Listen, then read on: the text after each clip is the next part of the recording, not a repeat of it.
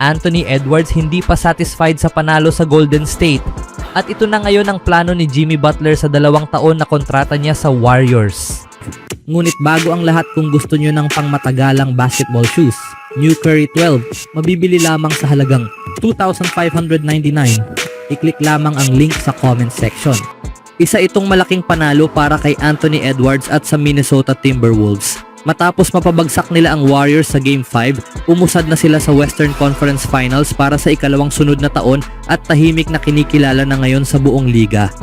Ayon kay Anthony Edwards, gayunpaman, wala siyang nararamdamang ginhawa o tagumpay matapos ang pinakabagong nagawa ng kanyang team. Walang kasiyahan, sabi ni Edwards. Kakarating lang namin dito, wala pa kaming nagagawa, kaya hindi rin kontento si Gobert. Nagpakitang gilas ang Timberwolves sa mahalagang panalong ito at nagtala ng bagong franchise record sa assists. Natalo nila ang Warriors halos sa bawat quarter ng laban at nakabuo ng malaking kalamangan na naging dahilan upang madali nilang tapusin ang laro. Sa Game 5, muling naging dominante si Edwards, isang perpektong kasunod ng kanilang panalo noong Martes. Siya na ang pangunahing kwento ng playoffs ngayon at ang Minnesota ang pinakamalaking sorpresa. Bilang ika-6 na seed sa West, nagsimula silang underdog sa laban para sa titulo, ngunit ngayon kabilang na ang Minnesota sa huling 4 na natitirang team. Sa mga panalong serye laban sa Lakers sa unang round at ngayon sa Warriors sa ikalawang round, maraming dahilan si Edwards upang matuwa sa panalo kahapon sa kanilang home court. Ngunit alam din niyang marami pang kailangang gawin. Sa susunod na round, matinding laban ang kahaharapin ng Timberwolves pero may dahilan para maniwala na kaya nilang makalusot. Tinalo nila ang Nuggets noong nakaraang taon sa daan patungong Western Conference Finals at hindi pa napatutunayan ng Thunder na handa na sila, lalo na matapos ang pagbagsak nila kontra Mavericks sa second round noong nakaraang season. Hindi pa kasama rito ang posibleng katunggali sa finals gaya ng Celtics, Knicks o Pacers. Puno ng talento ang mga team na yon pero may sapat na lakas ang Wolves para makipagsabayan sa tulong nina Edwards, Julius Randle at Rudy Gobert. Para sa isang loaded na Timberwolves team na nagpatalsik ng 2 kilalang prangkisa, abot kamay na ang finals run at ginagawa ni Edwards ang lahat para panatiling kalmado ang emosyon niya. Tulad ng halimbawa ni Kobe Bryant at ang tanyag niyang mga salita matapos ang panalo sa finals, the job is not finished, kaya't hindi dapat magdiwang ng matagal ang Timberwolves bago maghanda para sa susunod na laban. Sa edad na 23 taon, pinangungunahan ni Edwards ang kanyang team na parang veteranong leader at alam niyang wala pa silang dapat ipagmayabang.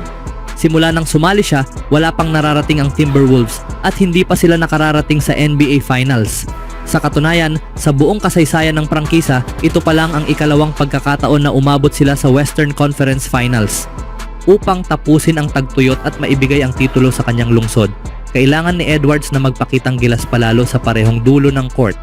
Sa kabutihang palad, sa playoff averages niyang 27 points, 8.1 rebounds and 5.2 assists, tinutugunan niya ang hamon sa maraming paraan.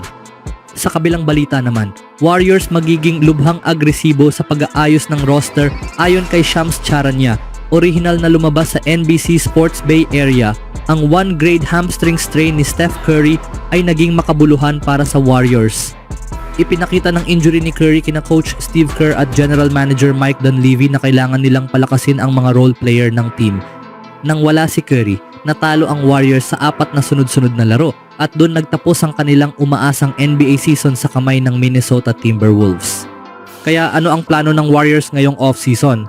Nagbigay ng kaalaman si ESPN insider Shams Charania tungkol sa isipan ng Golden State. Ang Golden State Warriors ay may hanggang 4 na first round picks na maaari nilang i-trade, sabi ni Charania sa Sports Center nitong Biyernes. Mayroon din silang mga kontratang pwedeng i-trade, pati na rin mga pick swaps. Ayon sa mga source na nakausap ko sa nakalipas na ilang oras, magiging lubhang agresibo ang Warriors sa merkado para humanap ng tulong at patuloy na baguhin ang paligid ng kanilang Big Three, sina Stephen Curry, Draymond Green at Jimmy Butler. Ayon sa impormasyong nakuha ko, ang prioridad nila ay humanap ng isang playmaking wing defender o isang center na maidaragdag sa grupo. Marami sa magiging desisyon ay nakasalalay sa kung sino ang tingin ni na Steve Kerr at ng Big Three na makakatulong sa team at babagay sa kanilang kultura at pagkakakilanlan. Posibleng gamitin ng Warriors si Jonathan Kuminga, isang 22 taong gulang na restricted free agent, sa isang sign and trade deal upang makakuha ng mga piyesang babagay kina Curry, Green at Butler. Bagamat hindi palagian ang papel ni Kuminga sa team, may potensyal siyang makuha ng ibang team.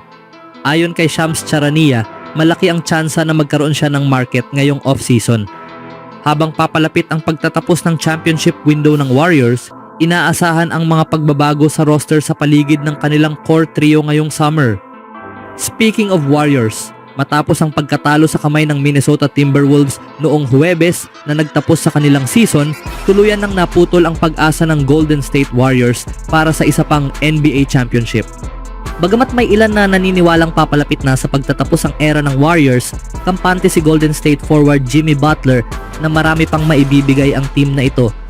Sabay na magtatapos ang mga kontrata ni Butler, Stephen Curry at Draymond Green sa loob ng 2 taon pagkatapos ng 2026 to 2027 season.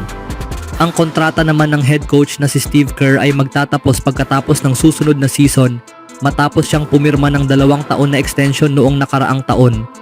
Nangangahulugan ito na limitado na lang ang panahon ng Warriors para manalo muli ng kampyonato sa ilalim ng kasalukuyang grupo ng mga star. Sa isang post-season press conference nitong araw, tinanong si Butler kung nakikita ba niya ang susunod na 2 taon bilang pagkakataon nilang magkampiyon. Sumang-ayon ang forward ngunit dagdag pa niya, maaaring mas mahaba pa ang panahon nilang makipaglaban. Kung mananalo kami ng ilan, maaaring mas humaba pa yan. Sa tingin ko marami pa kaming magagandang laro sa hinaharap, sabi ni Butler. Nasa huling bahagi na ng kanilang career ang trio ng Warriors. 37 taong gulang na si Curry, habang 35 naman sina Draymond Green at Butler. Pero tiwala si Butler na kaya pa nilang makipagsabayan sa matataas na antas ng laro kahit pa tumatanda na sila. Dahil sa kung paano inaalagaan ng lahat ang kanilang katawan at ginagawa ang tama, naniniwala akong nandyan pa rin ang potensyal, ani ni Butler. Sa buong season na paparating, makikita natin ang sagot. Pumayag din si Curry sa pananaw na ito sa sarili niyang press conference noong Huwebes, kung saan sinabi niyang marami pa akong natitirang lakas. Ngunit tila mas nakatuon siya sa susunod na season kaysa sa pangmatagalang plano ng team. Gusto naming pahabain pa ang biyahe na ito hanggat maaari, pero ang mahalaga ngayon ay ano ang kailangan ng team para sa susunod na taon. Sagutin ang mga tanong na yan ngayong off-season at maghanda ang bawat isa, yan lang talaga ang focus namin ngayon, ani ni Curry. Binigyang diin din ni Curry na maraming desisyon ang kailangang gawin sa off-season.